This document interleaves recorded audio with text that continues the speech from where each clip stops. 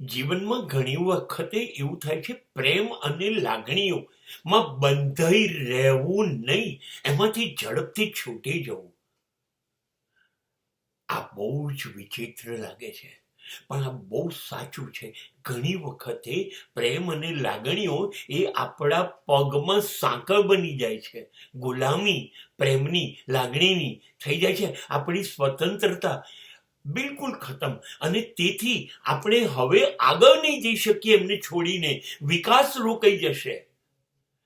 એટલા માટે એમને ફરજિયાત છોડવા પડે, તો જ તમારો વિકાસ શક્ય છે.